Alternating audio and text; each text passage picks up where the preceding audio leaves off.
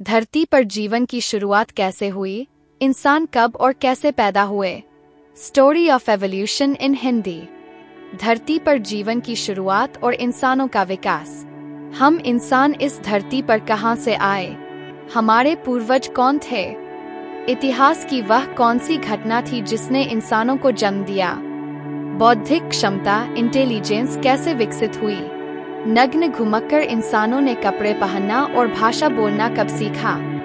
और आखिरकार जीवन का बीज इस धरती पर कैसे पड़ा? जीवन की उत्पत्ति। करीब 3.5 अरब साल पहले पृथ्वी पर रहस्यमय तरीके से जीवन की शुरुआत हुई। इससे पहले पृथ्वी 1 अरब साल तक निर्जीव और अचेतन थी। फिर एक महत्वपूर्ण घटना घटी जिसने इवोल्यूशन या विकासवाद की प्रक्रिया को जन्म दिया। विकास के इस सफर में पृथ्वी पर कई बार महाविनाश हुए, लेकिन जीवन हर बार किसी न किसी रूप में बचता रहा और आगे बढ़ता गया। अरबों वर्षों में जीवन ने समुद्र से भूमि और फिर आकाश तक अपनी उपस्थिति दर्ज करवाई। डायनासोर का अंत और स्तनधारियों का उदय। लगभग 65 मिलियन साल पहले डायनासोर विलुप्त हो गए, जिससे स्तनधारियों मैमल्स को विकसित होने का अवसर मिला। उस समय स्तनधारी छोटे जीवों के रूप में अस्तित्व में थे। धीरे धीरे प्राकृतिक चयन, नेचुरल सिलेक्शन और विकासवाद इवोल्यूशन के कारण नए प्रकार के स्तनधारी विकसित हुए। हालांकि सभी डायनासोर खत्म नहीं हुए थे। उड़ने वाले डायनासोर धीरे धीरे पक्षियों के रूप में विकसित हो गए। इस दौरान मैमल्स भी लाखों वर्षों में अलग अलग प्रजातियों में विकसित हुए और आखिरकार प्राइमेट, बंदरों जैसे जीव अस्तित्व में आए। प्राइमेट से इंसानों तक का सफर। करीब 70 लाख साल पहले एक प्राकृतिक घटना के कारण अफ्रीका में जलवायु में भारी बदलाव आया। ऊंचे पहाड़ों के उभरने से घने जंगल सूखने लगे और उनके स्थान पर घास के मैदान बन गए। पैरों की संख्या घटने से प्राइमेट को मजबूरी में 2 पैरों पर चलना पड़ा ताकि वे दूर तक देख सके और भोजन की तलाश कर सके। यहीं से होमिनिड्स, मानव पूर्वज का जन्म हुआ, जो धीरे धीरे मानव जाति की ओर विकसित हुए। होमो जीनस और मानव प्रजाति का विकास। सहेलांथ्रोपस से शुरू होकर लाखों वर्षों में कई प्रजातियां उभरी, जैसे आर्डिपिथेकस, ऑस्ट्रेलोपिथेकस और अंततः होमो जीनस। करीब 24 लाख साल पहले होमो प्रजाति अस्तित्व में आई। 20 लाख साल पहले होमो हैबिलिस ने पत्थर के औजार बनाना सीखा। 18 लाख साल पहले होमो इरेक्टस पहली ऐसी प्रजाति थी जिसने आग को नियंत्रित करना सीखा। आग, भाषा और सभ्यता की शुरुआत। होमो इरेक्टस के दिमाग का आकार बढ़ने लगा और उन्होंने आग का इस्तेमाल न केवल सुरक्षा के लिए बल्कि भोजन पकाने के लिए भी किया। इससे मांस को पचाना आसान हुआ, जिससे शरीर को अधिक ऊर्जा मिली और मस्तिष्क तेजी से विकसित हुआ। करीब 3 लाख साल पहले 2 बुद्धिमान प्रजातियां उभरी, होमो निएंडरथलेंसिस और होमो सेपियंस। 1 लाख साल पहले होमो सेपियंस अफ्रीका से माइग्रेट करके दुनिया के विभिन्न हिस्सों में फैलने लगे।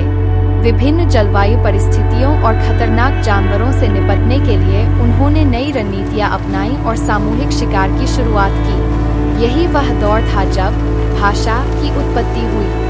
पहले इंसान इशारों से संवाद करते थे, फिर धीरे धीरे प्रोटो लैंग्वेज, प्रारंभिक भाषा विकसित हुई, जिससे संचार और टीम वर्क आसान हुआ। कपड़ों और समाज का विकास। प्राचीन मानव के शरीर पर पहले अधिक बाल हुआ करते थे, लेकिन जलवायु परिवर्तन और माइग्रेशन के कारण उनके शरीर के बाल कम होने लगे। ठंड से बचने के लिए उन्होंने करीब 1.7 लाख साल पहले कपड़ों का आविष्कार किया। समय के साथ होमो सेपियंस ही बची रहने वाली एकमात्र मानव प्रजाति बनी। वैज्ञानिकों को पूरी तरह नहीं पता कि होमो निएंडरथलेंसिस क्यों विलुप्त हो गए, लेकिन माना जाता है कि होमो सेपियंस के मुकाबले वे कठिन परिस्थितियों में खुद को अधिक अनुकूलित नहीं कर पाए। कृषि और आधुनिक मानव समाज। करीब 10,000 साल पहले इंसानों ने खेती की शुरुआत की, जिससे उन्हें स्थायी भोजन स्रोत मिलने लगा और घूमना फिरना कम हो गया। इसी के साथ सभ्यता और संस्कृति का विकास हुआ। धीरे धीरे इंसानों ने नए आविष्कार किए।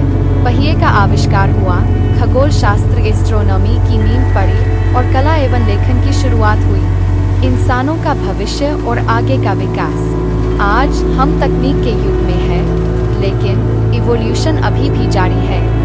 यह एक बहुत धीमी प्रक्रिया है, पर समय के साथ हमारे शरीर और दिमाग में बदलाव आते रहेंगे। अब भी वैज्ञानिकों के सामने सबसे बड़ा सवाल यह है कि जीवन की शुरुआत कैसे हुई। क्या पृथ्वी पर जीवन एमिनो एसिड के अणुओं के साथ किसी क्षुद्रग्रह एस्टेरॉयड द्वारा आया था? अगर ऐसा है, तो क्या जीवन अन्य ग्रहों पर भी संभव हो सकता है?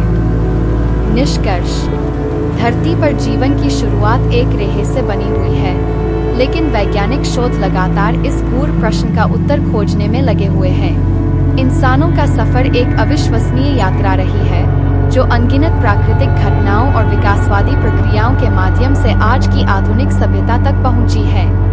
और शायद आगे चलकर हम खुद को और भी अधिक विकसित होते देखेंगे। आपका इस विषय पर क्या विचार है? कमेंट में बताइए।